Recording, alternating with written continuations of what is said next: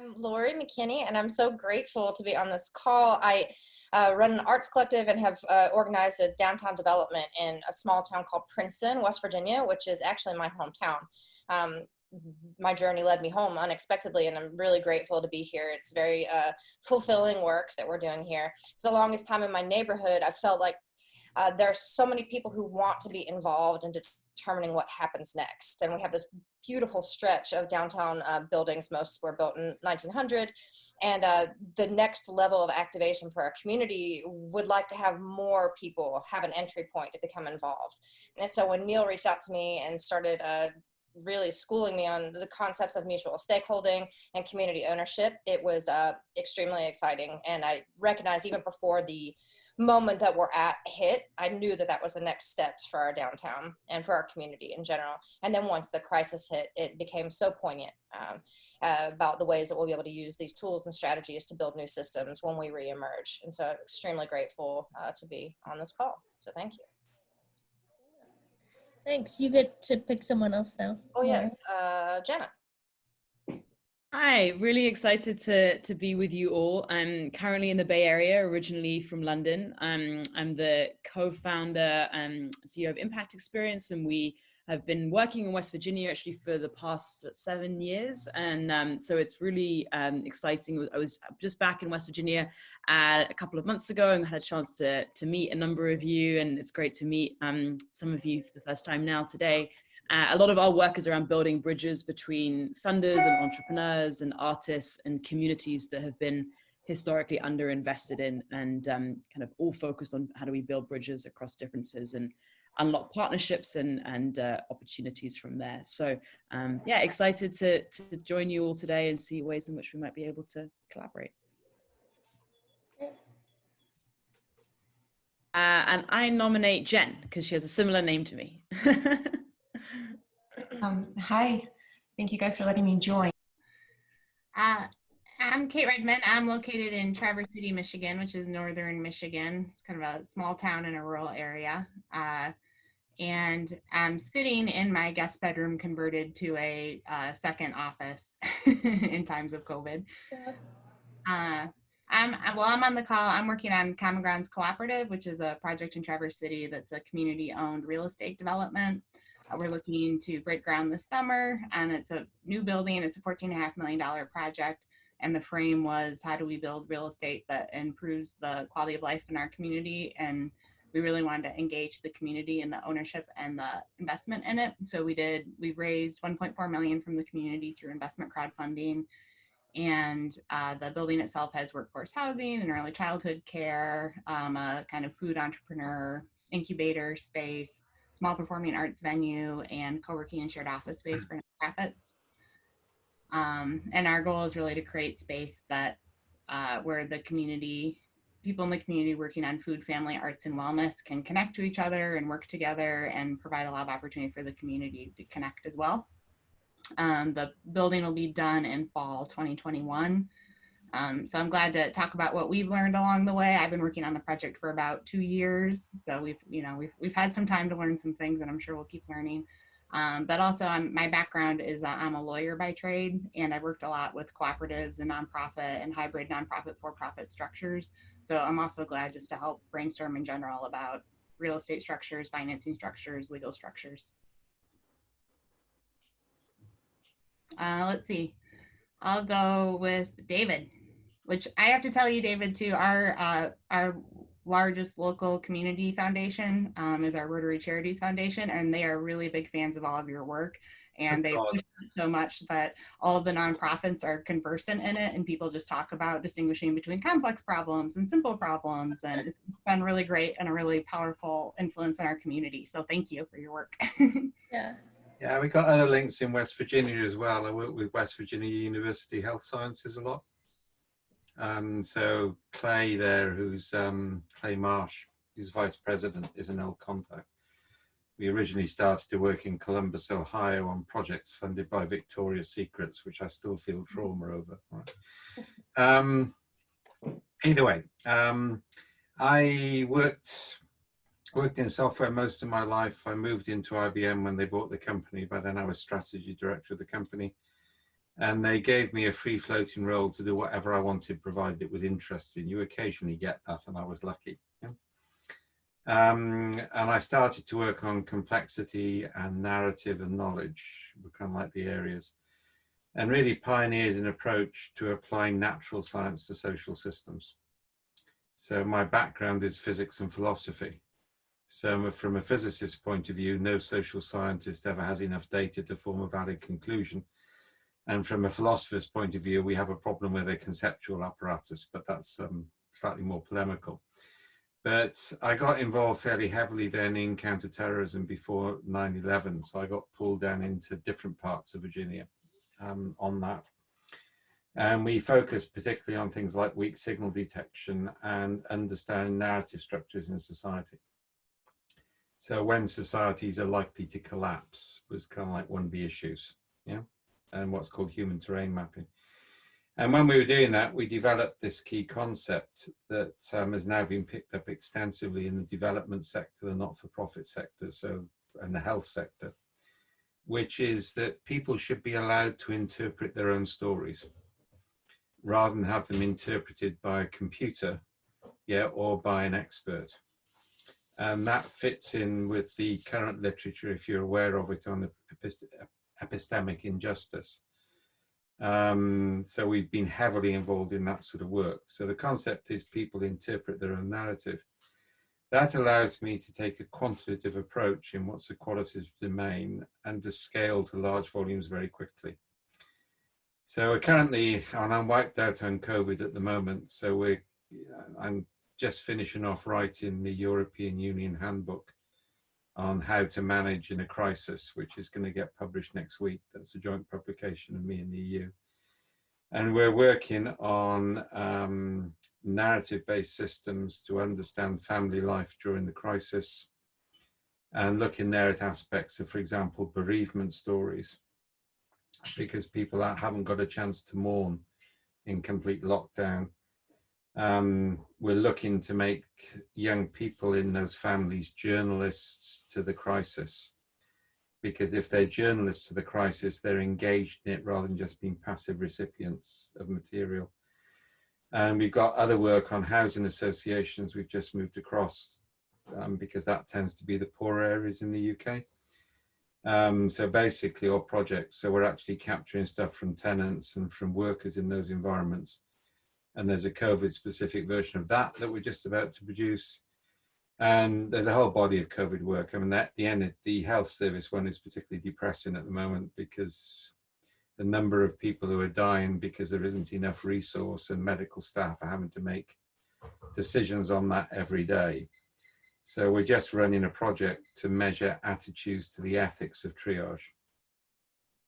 Yeah, about 50–60% of people who die from COVID at the moment are dying because a health worker had to make a decision not to give them treatment. And there are sort of long-term consequences for that. So that's one of the areas we're working at the moment. And on the wider background, we've been looking at creating measurement systems which do not pervert the system. So generally, outcome-based targets end up with perverse results. So if you look at the evidence on this, whenever people are using explicit targets, it destroys intrinsic motivation. I mean, that's 101 neuroscience. We know it. There's nothing to contradict it. But we end up with massive outcome-based targets in health, education, and social services. And people focus on target completion rather than the thing the target is measuring. Right? So we've been developing an approach based on vector measures. So how do you measure direction and speed of travel from the present? So you can measure whether things are going in the right direction, which also can produce KPIs, but rewards people who do the right thing rather than people who are good at achieving targets. And in the development sector, that's a major area of concern because target achievement ends up being about 20% of the program budget if you look at the Gates projects. Yeah, people have to allocate literally 20% of their budget to making sure the Gates Foundation is happy with what they did, rather than actually making a difference. So we've been developing measurement systems around that. And also about empowering local communities. So using the concept of transgenerational pairing, by which young people pair up with people in their grandparents' generation to actually generate local initiatives. And there's a lot of cognitive neuroscience behind that one. So that's kind of like where we're working. I would try and consolidate some of the what we've been saying, but maybe try to do this in 2 minutes. But like, so what I do is co-creation of communities to establish a self-organizing system to allow people to co-create the communities that they believe in, that they want to see, and that they measure and they basically rate as to, is this serving us? Is this responsive to our needs? Sort of a stakeholder-driven system. Projects that are primarily designed, governed, and when feasible, owned by communities. And so we're kind of, one term we're using is we're calling these catalyst hubs, places where people can be the change they wish to see in the world. And I've talked to just about everybody in this Zoom call. I had an extended conversation with just about everyone on in this call. So, I really have a deep understanding and appreciation for what everyone does here. And if we figure out how we all can work together, I strongly feel we're going to have a model that can be replicated and shared around the world as a model for literally changing the world. I have a lot of contacts at Burning Man. It's, it's a crowdsourced city of 80,000 people. And people see that as like, when they go there and they come out with this state of flow of bliss and joy, says, why can't we have more of that? Well, Burning Man's canceled this year. So there's a lot of energy that needs to be redirected. And I think what we're doing is kind of what people are looking for. It is the kind of the permanent Burning Man. And I've talked with a few of Laurie's stakeholders already that are pretty excited about this and can't wait to actually bring all of you into what they're doing. And so, my job here is to make sure that we're all kind of working together. And I'm so appreciative that we're all here on this call. So, Irina. Hi, thank you. So that was just incredible to hear everyone's background and very much appreciate it all. So I work with Jenna at Impact Experience. Jenna gave a little bit of detail on the work that we do and our connection to West Virginia and the way that we approach working with community. I have a background in, I would say, kind of this intersection of market-based development, otherwise known as impact investing and microfinance. So I used to run fellowships and educational programs, professional educational programs all around that, and social enterprise development and all the different business models that could go into that. So community ownership seems like a norm in a lot of places that I've had programs in, like Kenya and Rwanda. It's kind of a norm, but in the United States, for whatever reason, we're very individualistic. So it's really interesting to see this movement going back towards a more communal approach. So really appreciate that, and nice to meet you all and see some of you again here. So I guess I'll turn it back to Jenna. Brilliant, thank you. And I mean, as Katie alluded, there's no particular agenda for our call today, except really to think about what might be opportunities for us to kind of deepen the collaboration. I know there's a number of interconnected nodes that between each of us, and just so excited to be on the call with you all. One inspiration that really came from when Katie, Neil, Laurie, and I were together in West Virginia a couple of months ago was the idea of exploring what it might look like to have a sort of deeper dive, what we call impact experiences in Princeton, as a way of being able to support some of the work that Laurie is engaged in there. And I think part of what, as Katie and I have continued to have conversations, is the thinking about what might be ways of both doing that in a deep way within Princeton, but ways that ties into, Kate, the work that you're engaged in, the work that other communities are exploring as it relates to developing further around the cooperative model. And so would love to sort of just maybe talk a little bit more and hear from you, Laurie, in terms of where you are in the sort of arc of the work and where you see the sort of biggest needs and opportunities at this point in time, and ways that there may be some, just to kind of continue to build off some of the great work that you're doing in the context of Princeton. I think you're on mute. Yeah, well, I just thank you, and I'm also extremely grateful to be in this network and on this call.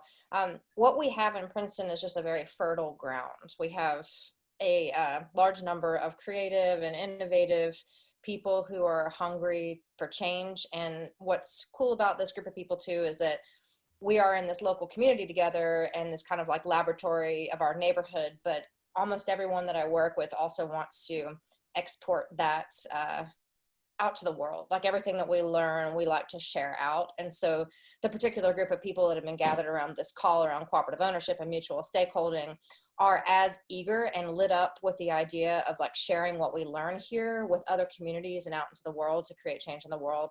It lights them up as much as it does to think about our local neighborhood. So there's just something in the air. I think the intention of the way that we've built this has been very soul driven, and all the growth has been very organic and just led from the spirit of change and making an impact and a difference in the world.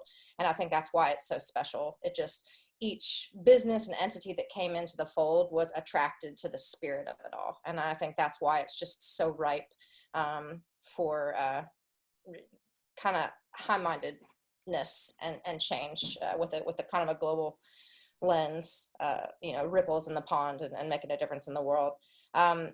So we have several buildings on our street that are already activated with great businesses. We've got, a brewery and a coffee shop and a bookstore and a bunch of do-it-yourself businesses like a woodworking shop and a paint-your-own pottery shop and a beekeeping and a grocer and kind of all these like creative, innovative businesses. And then we have probably like 7 to 10 buildings on the street that need to change hands or are vacant.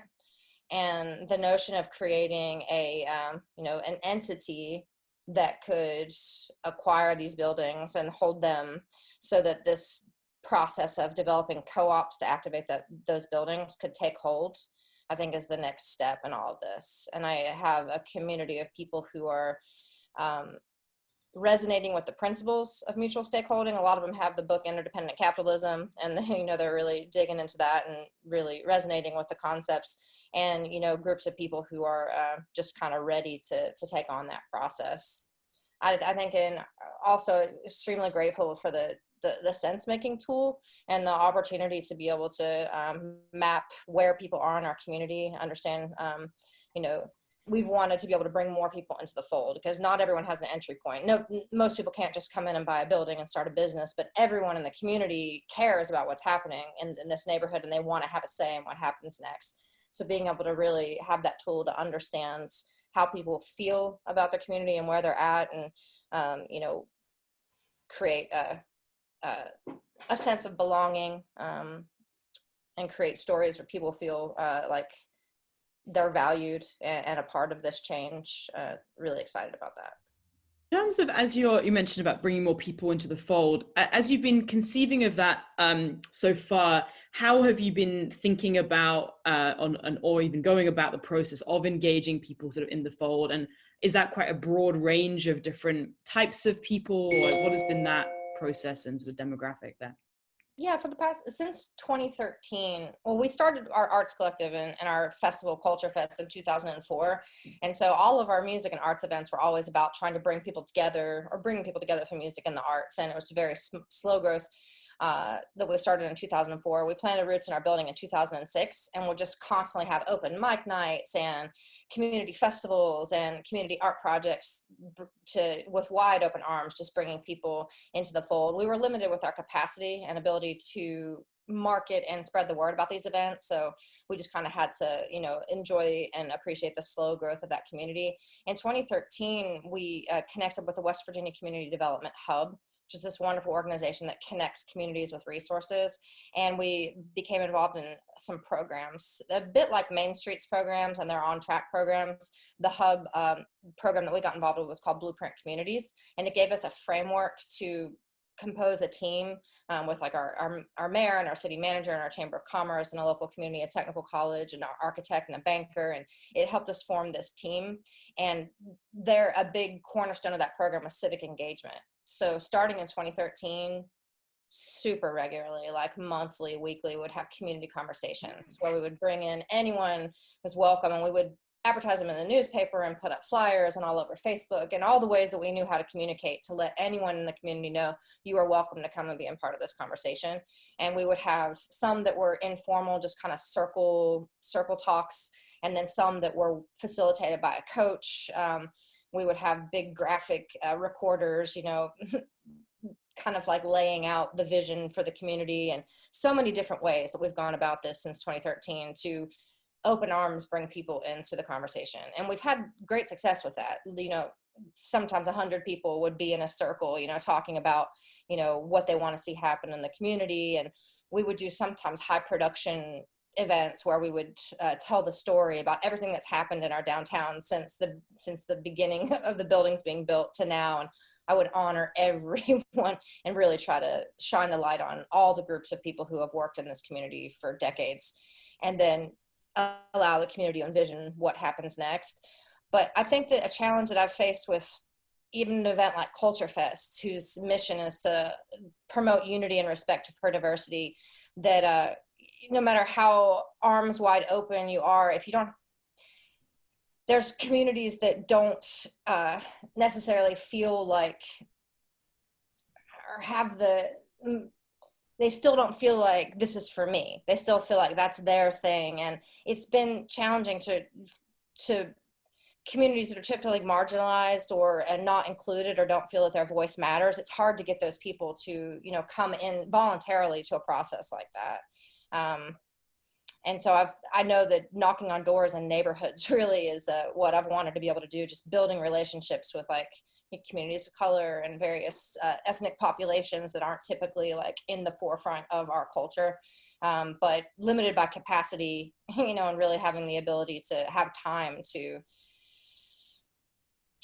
I don't know, stay stretched very thin. But we've always felt challenged or wanted to be able to accomplish that more. So that was rambly and incoherent. I'm sorry. No, that's great. That's great. I'm curious, others on the call, you know, reflections, Kate, from your work, and David and Jen and, you know, Neil and others who, from your experiences and other communities that you see to be relevant in the context of the work, or, you know, Katie, I know you spent some time engaging around these areas. Irena, yeah, others, what are people's sort of thoughts or reflections? Well, I can throw a couple of points in. I think, and I've seen about 50 or 60 such initiatives around the world over the years, yeah, in various forms, some art-based, some non-art-based. The worry I've always got is they tend to be cyclical, so they grow and then they die. And they're not sustained. And I think some of the things we're interested and concerned is how we increase the level of local facilitation. Yeah, rather than independent facilitation. So we did some work up in the projects in Chicago on that. And I had a bit of a fight with a few people because I think they enjoyed the facilitation too much. And there's a criticism at the moment of participative action research in that it tends to attract people who match the cultural expectation of the facilitators.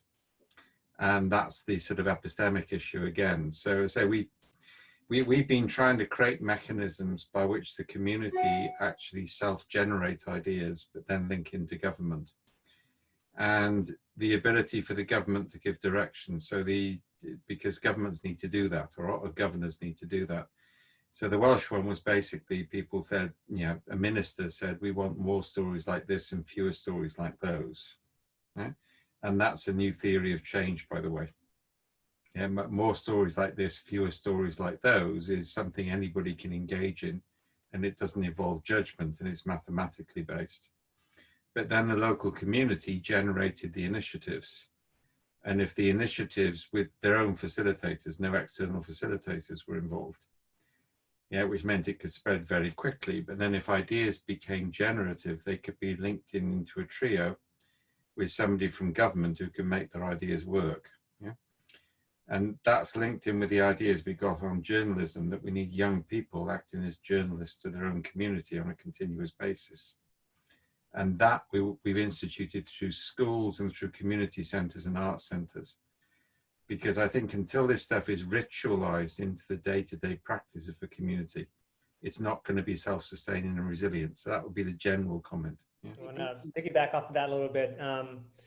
So the reason why, there's another person I work with, her name's Bonnie, and she does self-organization, self-organizing systems. And then Mars and Managé's organization is all about what they call the ground up. And they're kind of shifting that term to mean self-organizing as they learn about these terms.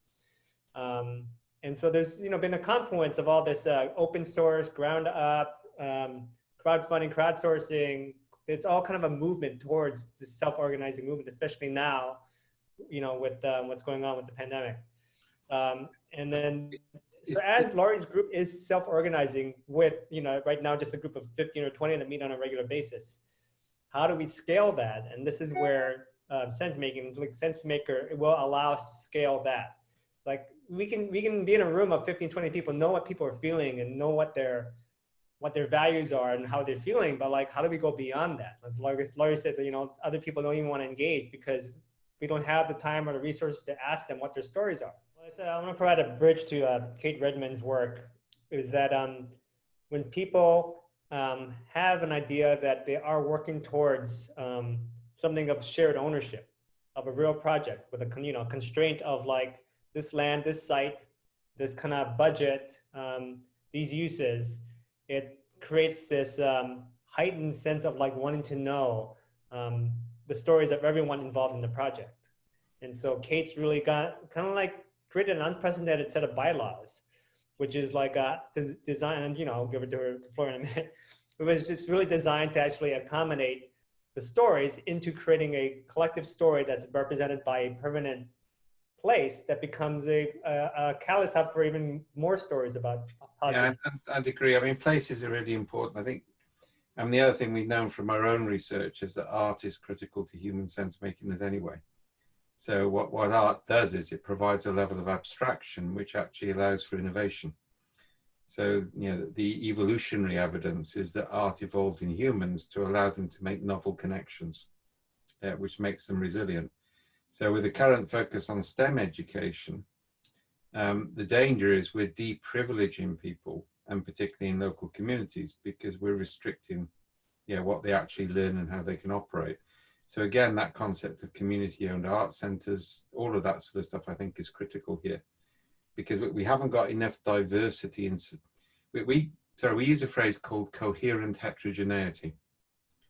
So you don't want a homogeneous society because that becomes perverted. What you want is a heterogeneous society, but the heterogeneity has to be coherent. I think one of the strategies that we want to test in our project is that we have so many different small nonprofits and small businesses that all have their own networks involved in it. And a lot of those groups reach groups, that aren't in my network or aren't in the network of other people involved in the building. But by creating a space where we really cultivate a culture that is welcoming and feels, psychologically safe and emotionally safe to a lot of people, that if they have a connection to that space through a group or a trusted leader that they already, that they consider an us that they connect with that way. And if that leader says, oh, we're hanging out in this building and this is our space too, and you're in a space where you feel safe and you feel like it's yours and you can pay $50 and become an owner of it. And then there's other groups that you wouldn't normally connect with also existing in that physical space, that it can be a spot where groups can work together and collaborate and get to know each other gradually and incrementally while they build trust. If we get the right organizations that can help connect to those people and that people connect with and trust already. I should connect you with a big project that the Welsh Audit Office did. They looked at cooperatives in northern Spain and northeast United States. Mm-hmm. And they used SenseMaker to capture that narrative. This was a Rhodes Scholarship thing, to basically understand the underlying constraint patterns which allowed those cooperatives to sustain themselves over long periods of time. And it links in with Peter Allen's work on complexity, is that you need suboptimal behavior in a fishing fleet. For the fleet, each individual trawler must behave suboptimally, otherwise the fleet doesn't optimize. And that's actually a really important understanding, because it challenges the individualism that somebody mentioned earlier. You actually need suboptimal behavior in the identity structures so that the overall community can actually develop. And there's some interesting stuff on that and the way cooperatives have emerged. Yeah. And that'd be interesting. I'd love to learn more about that. And I'm really interested in thinking about how to use sense making to, we've talked about using kind of the concept of open book management and having, so we can be transparent on what we're doing to move towards sort of financial goals or social goals. Yeah. But being able to have people tell their own stories and have it be not so much, oh, we're trying to do X, Y, and Z, but that we're moving in this general direction and looking at how people are helping us understand what's helping them and what has been meaningful to them, and having a way to capture that and tell those, so that we can tell those collective stories would be fantastic. So we have like people investing in impact investment, crowdfunding. You want to you have this standard ROI, which is, the standard traditional metrics of like return on investment. And then we have more of the outcomes and the social impact investment, and that there's conferences just on trying to figure out what that is. How do you measure impact, right? And so what I would love to see SenseMaker do and figure out a way to do is measure that social impact. How do you measure that this community is becoming socially healthier, environmentally healthier, from the people's points of view, from like mutualistic behavior?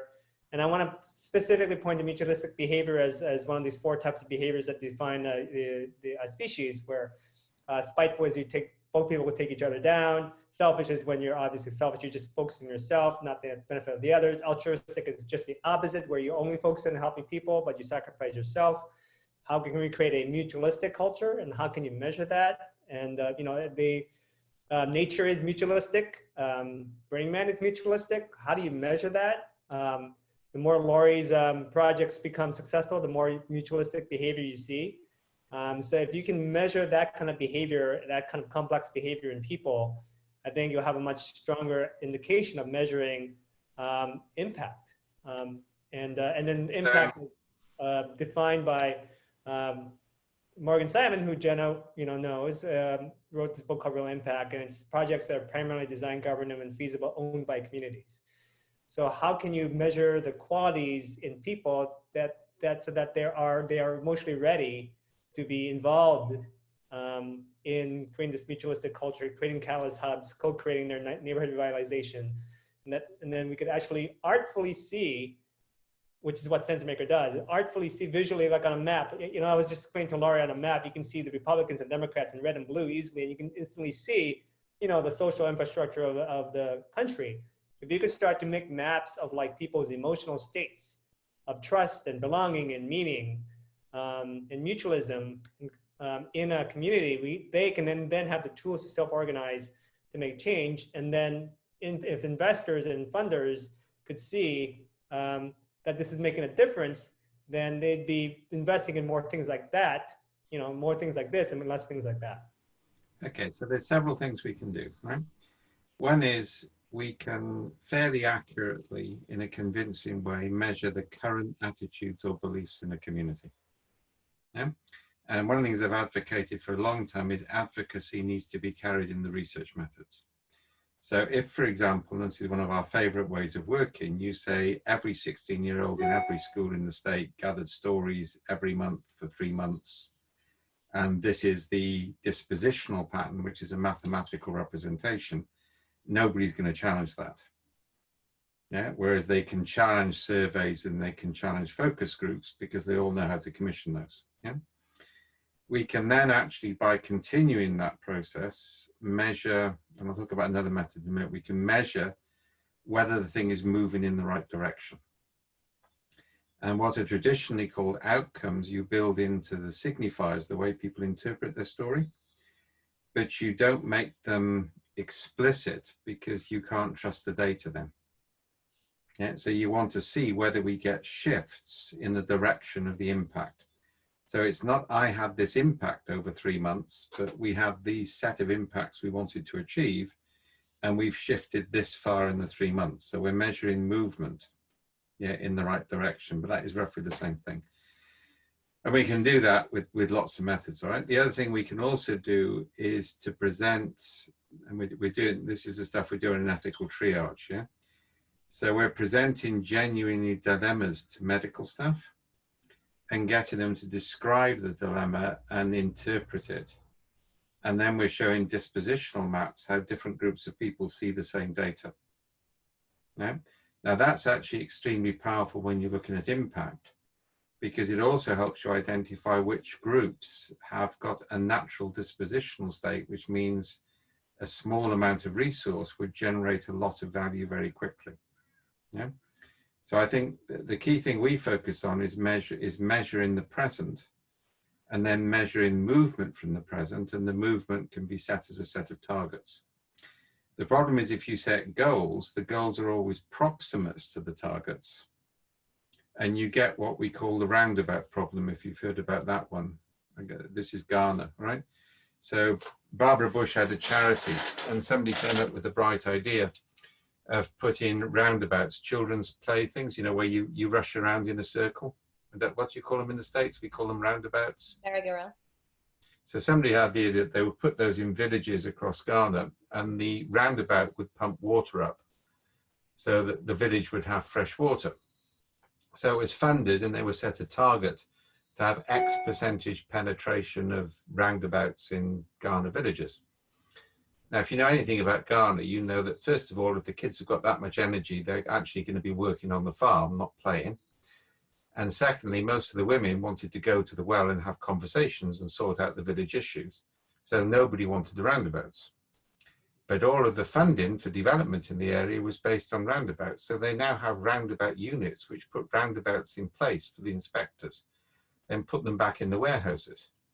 So you've got all this energy has gone on achieving a target, which was actually only an indirect measure of what was really needed. So, and the ones you sent me a lot better, because they're abstract concepts, they're not concrete. Yeah, I mean, and therefore we can build those into the signifier sets, the triads, and we can measure movement. But it's all about relative movement to the present and relative movement to other groups. But that, it's a design issue. I mean, you need us involved in the design on this, I think, Neil. Yeah? We've been doing this for years, all right? I mean, we generally reckon we can train somebody to use SenseMaker in half a day, but to do signifier design takes 10 or 15 projects before you get it. So we're tending to do that for people now. We're very invested in what this looks like. And I just want to commend Lori and your community, because you've laid the groundwork. And as a board member of the hub, it's like nice to see like sort of the fruit of the blueprint work like coming to bear in Princeton and seeing that. So yeah, kudos to you guys for getting to this place. But I think, you know, to actually put together the roadmap with the community leading that process is it will be liberating, and it will just be incredible. And yeah, I'm just really grateful for all of you, and I definitely think it's a launching point for continued conversations today. The word that comes to my mind is synchronicity, because ever since we started this work 15, 16 years ago, I've recognized that every opportunity that has come our way has been like building blocks, and it all has fit together in this seamless way and we continue to see doors opening. And a lot of the tools and strategies that are being presented to us right now, like with the sense making and with the cooperative ownership and mutual stakeholding, there are things that my community has been trying to say for years. Anytime we bring a group of people together, it's like the ideas are there and like the instinct of what needs to happen next, but we didn't have the language and the actual understanding of, you know, words that describe these processes and strategies. So right now I just feel a lot of alignment and synchronicity with what my community has been trying to say all this time, and now being presented with this actual information and open doors to kind of take next steps. So it's yeah, alignment and synchronicity is what I'm feeling right now. Jenna? Thank you. I think a lot of gratitude and a desire, as the number of mentioned, to go deeper. I feel like each time it feels like we're uncovering more and more layers, and just the ability to kind of get to that core that I think we're getting more and more closer to that. And so an excitement about that process. And I just also feel it's so beautiful to see all of your radiant faces, and it feels very, very heartwarming as well. So so grateful and curious.